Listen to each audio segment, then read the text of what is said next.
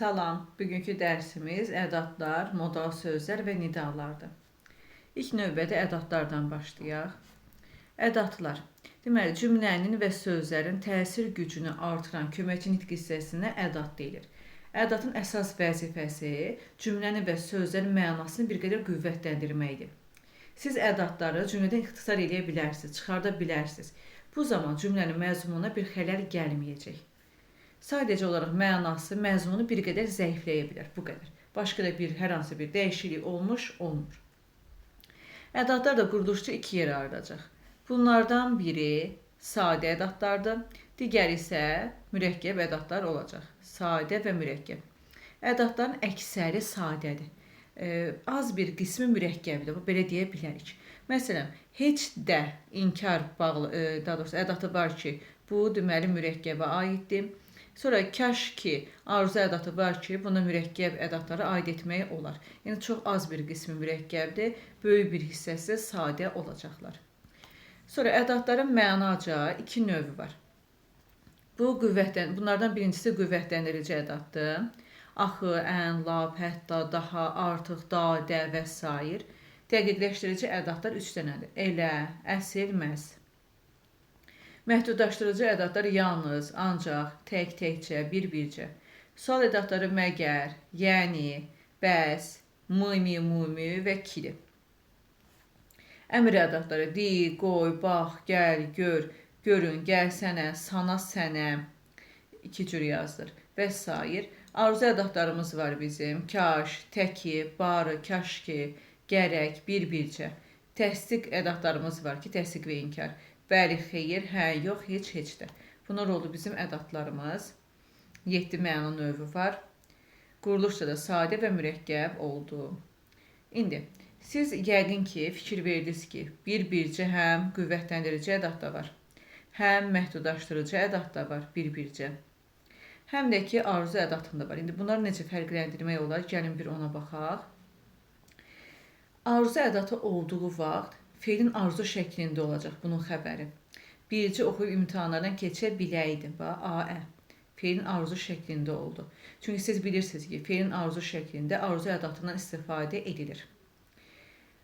Bu formada fərqləndirə bilərsiniz. Bir də ki, sinonimini qoyarsınız. Kaş oxuyub imtahandan keçə biləydim. Və görürsünüzmü, məzmuna uyğun gəldi. Yəni, əvəz etməklə, sonra onun xəbərinə baxmaqla müəyyənləşdirmək olur. Məhdudlaşdırıcı ədat dedikdə, cümlənin məzmunun bir qədər daralmasıdır, kiçildilməsidir. Məsələn, bircə onun səsini eşidirdim. Təkcə onun səsini eşidirdim, yalnız onun səsini eşidirdim. Bax, görürsünüz, əvəz eləmək oldu və bir qədər məhdudlaşdırdı, daraltdı. Yəni, bir çox səs var imiş ətrafda. Bu, yalnız həmin o səslərdən birini eşidirmiş, görürsünüzmü? Bu formada müəyyənləşdirmək olur. Bu iki məzmun olmayanda biləcəksiniz ki, bu qüvvətləndirici ədatdır. Həmçinin sinonimlərini əvəz eləyə bilməyəndə artıq biləcəksiniz ki, burada qüvvətləndirici ədatdan söhbət gedir.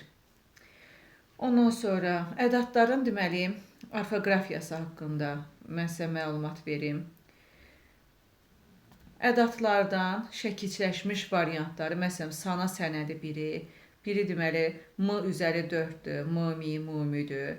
Ondan sonra cə ədatıdır ki, bunlar deməli sözə bitişik yazılırlar. Ədadların çoxu ayrı yazılır, amma şəkilçiləşmiş variantlar eyni ilə qoşmadakı kimi bitişik yazılmış olacaq.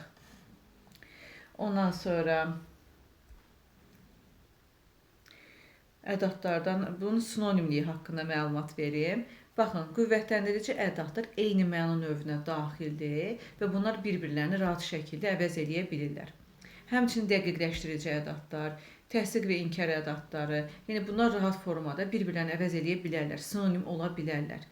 Həmçinin deməli, bəs və məgər bunlardan sinonimdirlər. Bəs və məgər bir-birlərini rahat şəkildə əvəz eləyə bilirlər. Ədadların amonimliyi haqqında sizə məlumat verim. Məsələn, baxaq birinci nə və necə ədatına. Bilirsiniz ki, nə və necəni, həmçinin elə və beləni biz əvəzlik dərsinə görmüşük. Yaxşı, bunları necə fərqləndirəcəyik? Gəlin bir ona diqqət yetirək.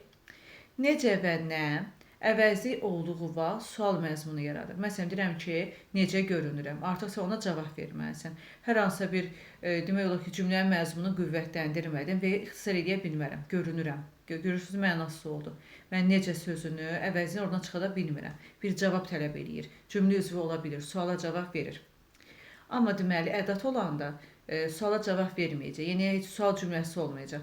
Sadəcə olaraq cümlənin məzmununu qüvvətləndirməyə kömək edəcək. Necə də maraqlıdır. Bax, görürsünüz, sonunda sual işarəsi nida qoyublar. Nə gəzməli havadır. Yenə nidadan istifadə ediblər. Hər hansı bir sual məzmunu yoxdur. Yəni, məndən nəysə soruşmur. Sadəcə olaraq nəysə maraqlı olmasını, havanın yaxşı olması nəzərimə çatdırmaq istəyir. Bu qədər.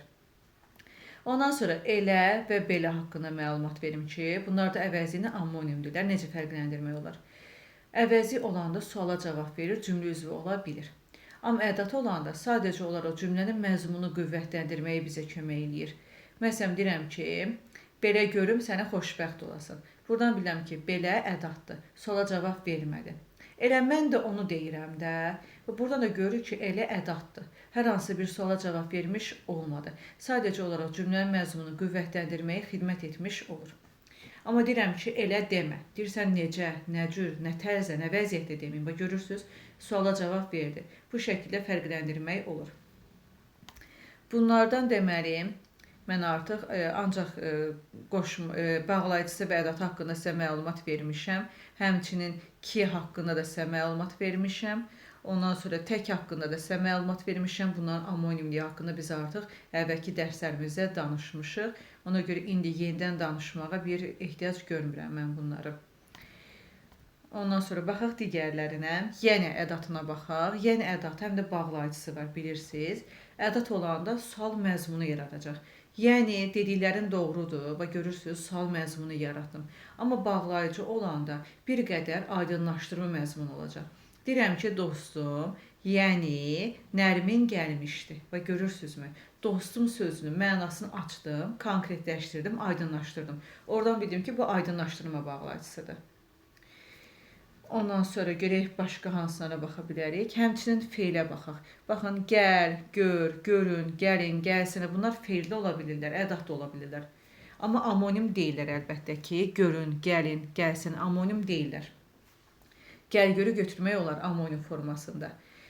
Digərləri isə, yəni bunlar, görün, gəlin, gəlsənə, feil kimidir, ədat kimidir, istifadə etmək olar. Necə fərqləndirmək olar? Deyirəm ki, gəl, gedək. Və görürsünüzmü? Nöqtəmə qoydum burada. Görürəm ki, gəldən sonra vergül qoyulmayıb. Deməli, vergül qoyulmayıbsa ədatdan söhbət gedir. Amma məsələn, gəl, nə et, gəl, gedək, sən gəl, biz gedək. Və görürsünüzmü? Vergül qoyanda artıq bir dənə feil olduğunu düşünə bilərsiniz. Vergül olmayanda bilin ki, ədatdan söhbət gedir. Məsələn, deyirəm ki, sən gəl. Artıq burada bilirik ki, biz %100 bu nədir? Cümlənin feilidir, xəbəridir. Nə et, gəl, bax, suala da cavab verdi. Kim, sən? Görürsünüz, bir dənə sadə cümlədir və bir dənə mənim xəbərim var. Eyni zamanda biz feili ixtisar eləyə bilmərik. Amma ədatı rahat şəkildə ixtisar eləmək olur. Gedək, bax, gördünüzmü? Bu şəkildə fərqləndirəcəksiniz. Fərqləndirməyin yolu bunlardan ibarətdir. Ondan sonra burada deməli var, gərək arzu ədatı var.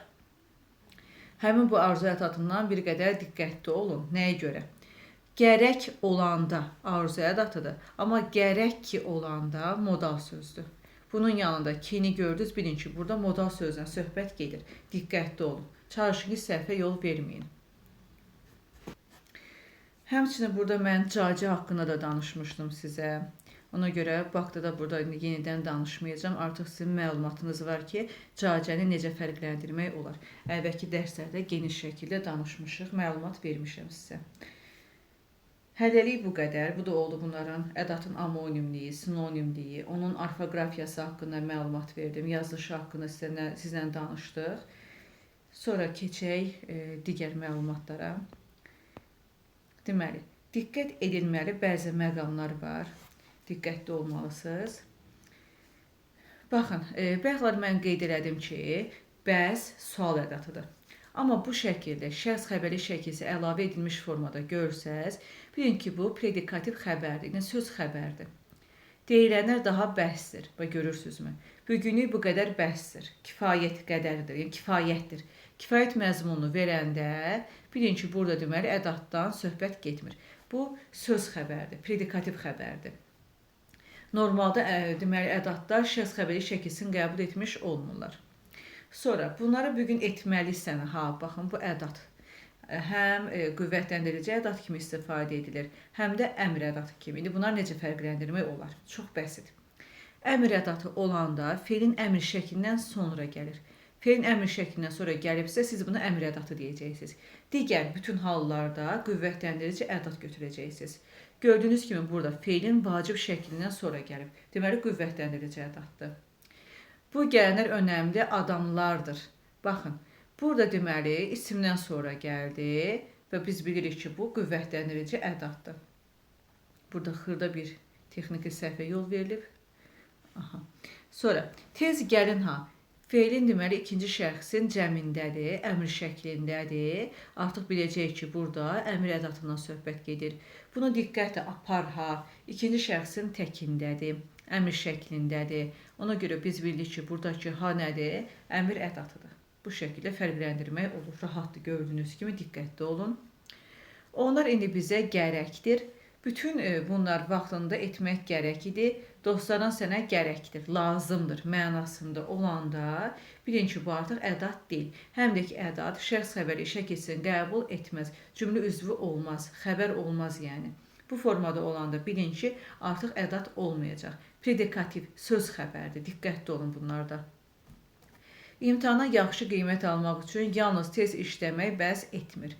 Yalnız məhdudlaşdırıcı ədatdır. Amma bəzi məqamlarda məhdudlaşma məzmunu bildirməyə də bilir. Məzmunu bir qədər genişləndirmiş olur. Yəni imtahana yaxşı qiymət almaq üçün yalnız tez işləmək lazım deyildir. Dərs oxumaq lazımdır, təkrara baxmaq lazımdır. Ondan sonra müəllimin izahlarına diqqətlə qulaq asmaq lazımdır. Və görürsünüz, mənanı bir qədər genişləndi. Artıq məhdudlaşmış olmadı. Sonra, maşın düz evin qarşısında dayandı, sən sözünü onun düz ürəyindən vurdun. Düz ədatını lapla əvəz edə bilirsinizsə, bu şəkildə biləcəksiniz ki, burada ədatdan söhbət gedir. Yəni ədatdır. Maşın lap evin qarşısında dayandı. Sən sözünü onun... Bircə saniyə. Deməli, artıq burada düzü lapla əvəz edə bilirsinizsə, buradan biləcəksiniz ki, bu ədatdır. Maşın lap evin qarşısında dayandı. Sən sözünü onun lap ürəyindən vurdun. Sonra digərinə baxaq. Deməli, mi biz bildik ki, bitişik yazılmalıdır. Amma deməli, bu məqamlarda bundan əvvəl də bağlayıcısı gələrsə, bu zaman ayrı yazılır. Sən də mi mənə qarşı çıxacaqsan? O da mı bizi tərk edir? Bax, görürsünüzmü? Dadə burada iştirak bağlayıcısıdır. Ondan sonra ədat gəldi və bu zaman mumi ədatı ayrı yazılmış olur. Bunda da diqqətli olun. Ədatlarda, eynən qoşmalarda olduğu kimi vergüldən elə də istifadə edilmir. Amma burada deməli, bəli, xeyir, hə, yox ədatları var ki, təsdiq və inkar ədatlarıdır. Bunlardan sonra vergüldən istifadə edilir. Bura bəli, xeyir, hə, yox daxildir. Heç də daxil deyil. Deyirəm ki, bəli, sən haqlı idin. Görürəm, bəli, görürsünüz, cümlənin əvvəlində gəndə özündən sonra. Cümlənin ortasına gəndə hər iki tərəfindən virgül qoyulub. Görürəm, bəli, hər şey göz qabağındadır. Bu deyilənlər doğrudur, bəli. Görürsünüz, cümlənin sonunda gəndə özündən əvvəl virgül qoyulmuş oldu. Bu məqamlarda fikir verin, diqqətli olun. Ondan sonra modal sözlər haqqında sizə məlumat verim. Danışanın ifadə etdiyi fikrə, münasibətini bildirən köməkçi nitq hissəsi modal sözlər deyilir. Yəni, bir nəfər öz fikrini bildirir və digəri onun fikrini təsdiq eləyir, şübhə ilə yanaşır və yaxud da ki, fikirlər ümumiləşdirilmiş olur. Modal sözlərdə eynən, yəni digər köməkçi nitq hissələri kimi suala cavab vermirlər, cümlə üzvü olmurlar. Bunu yadda saxlayın. Modal sözlərdə quruluşca sadə və mürəkkəb olacaqlar. Sadə və mürəkkəb. Sadə modal sözləri, məsələn, doğrudan sadədir, doğrudan da mürəkkəbdir. Təbii sadədir, təbii ki, mürəkkəbdir. Ondan sonra ehtimal sadədir, ehtimal ki, mürəkkəbdir. Bəlkə sadədir, bəlkə də mürəkkəbdir. Bu şəkildə, yəni, bu formada olurlar. Bu da oldu, deməli, modal sözlərin quruluşca növləri. Modal sözlərin mənaca, deməli, 6 növü var. Bunlardan biri təsdiq bildirən modal sözlərdir. Məsələn, doğrudan da, əlbəttə ki, təbii ki, ondan sonra ehtimal, deməli, güman şübhə bildirən modal sözlərimiz var ki, ehtimal ki, bəlkə də, gərək ki, və görürsünüzmü, gərək ki, buradadır. Güman şübhə bildirən modal sözdür. Amma digərində nə idi? Arzu ədatı idi, gərək tək olanda. Sonra bənzətmə müqayisə bildirənlər var. Sanki, elə bil ki, güya ki. Təəssüf bildirənlər var. Heyif ki, əfsus ki, təəssüf ki. Fikrin mənbəyini bildirənlər var. Məncə, səncə, bizcə, fikrimizcə, zənnimcə. Nəticə və ümumiləşdirmə bildirənlər var. Deməli, demək, axır ki, nəhayət, xülasə, ümumiyyətlə, beləliklə qısası, müxtəsər, qərəz, əlqərəz. Və gördüyünüz kimi 6 dənə mənacı növü var. Bir də deməli, diqqətli olun, bu bənzətmə müqayisə bildirən modal sözlərdən. Bunlarda vergüldən istifadə edilmir. Modal sözlərdə eynən bəli, xeyir, hə, yox ədatlarında olduğu kimidir. Yəni sözün əvvəlində gələndə ondan sonra, ortasında gələndə hər iki tərəfindən, sonda gələndə isə ondan əvvəl vergüldən istifadə edilmiş olur. Amma bir dənə bu bənzətmə müqayisə bildirən modal sözlərdir ki, bunlarda vergüldən istifadə edilməyəcək. Bunlar cümlədə olanda vergül qoyulmayacaq, diqqətli olun. Yəni bunlar testə düşür. Ondan sonra eyni zamanda həm amonim deməyəcəm, çünki amonim olmurlar, vurğularına görə bir qədər fərqlənəcəklər. Həm isim, həm də ki, modal söz kimi istifadə edilən sözlər var. Bunlardan biri xülasə, sonra nəhayət sözüdür. Ondan sonra qərəz sözüdür ki, bunlar həm isim, həm də modal söz kimi istifadə etmək olur. Deyirəm ki, nəhayət işimiz yekunlaşdı. Burada modal sözdür. Deyirəm ki, işin nəhayətini bildik, yəni nəticəsini bildik, sonunu bildik mənasında. Sonra deyirəm ki, onunla qərəzim var. Burada isim olacaq. Deyirəm ki, qərəz, bu işi yekunlaşdıraq. Artıq nəticə bildirirdi, ümumiləşdirmə bildirir. Burada modal söz olacaq. Deyirəm ki, xülasəni yazarsınız. Burada artıq isim olacaq, gördüyünüz kimi. Bunlar yəni yeri gələndə, birinci hecəyə düşəndə deməli olurlar modal söz, ikinci hecəyə düşəndə isə isim olmuş olacaqlar. Vurğu yəni. Vurğu fərqi olduğuna görə mən bunları amonim deyə bilmərəm. Ondan sonra həmçinin doğrudan sözü var ki, doğrudan sözü özü həm sifət ola bilir, həm də ki, modal söz ola bilir. Amma yenə də amonim olmayacaq. Çünki sifət olanda isimləşmiş sifət olacaq. Yəni bu formada olur. Başlanğıc formalar dəyişdiyinə görə amonim deyə bilmərəm. Deyirəm ki, doğrudan o işlərini yekunlaşdırmışdı. Yəni təsdiqləyirəm. Burada artıq modal sözdür. Deyirəm ki, doğrudan gərək insan əl çəkməz. Yəni doğru yoldan, düz yoldan mənasında. Doğrudan əl çəkmək olmaz. Nədən doğrudan? Və görürsünüz, burada artıq isimləşmiş sifət olacaq. Ondan sonra həmçinin doğrudur, düzdür və bunlar da yeri gələndə yəni modal söz kimi istifadə edəcəm, təsdiq bildirəcəm, nəsə təsdiqləyəcəm, hər hansısa bir fikri. Yeri gələndə də deməli, bunlar fel kimi, məsələn, düzdür istifadə etmək olar, sifət kimi istifadə etmək olar, doğrudur da həmçinin sifət kimi istifadə etmək olur. Amma amonim deyil, çünki başlanğıc formaları fərqlənmiş olur. Bu da oldu həm modal söz, həm də digər nitq hissələri kimi istifadə edilə bilən sözlər. Bir də mən burada deməli, əsasən var ki, əsasən haqqında mən sizinlə danışmışdım əvvəlki dərslərdə. Ona görə burada yenidən danışmağı lazım bilmirəm. Artıq bu haqda bilirsiniz siz. Ondan sonra burada deməli məncə var. Məncə o doğru etmədi. Məncədən sonra vergül qoysam, biləcəm ki, bu modal sözdür. Deyirəm ki, məncə çalışmadı. Yəni mən qədər, mənim qədər çalışmadı. Vergül olmasa, siz artıq buna qoşma deyəcəksiniz. Bugünlük deməli modal sözlərdən bu qədər. Mən fikrimcə hər bir şey dedim. İndi digərinə baxaq. Nidalar haqqında sizə məlumat verim. Deməli, nidaların bölgüsü belə deyək də bir qədər şərtidir. Nida nə bildirir? Danışanın hiss və həyəcanını, qorxu sevincini, təəccübünü bildirən köməkçi nitq hissəsidir. Nidalar demək olar ki, cümlədə heç bir məna dəyişikliyi əmələ gətirməyəcəklər. Sözlər arasında əlaqə yaratmayacaqlar, cümlə üzvü olmayacaqlar, suala cavab verməyəcəklər. Çünki köməkçi nitq hissəsidir. Eynən digər köməkçi nitq hissələrində olan xüsusiyyətlər, oxşar xüsusiyyətlər nidada da özünü göstərmiş olur.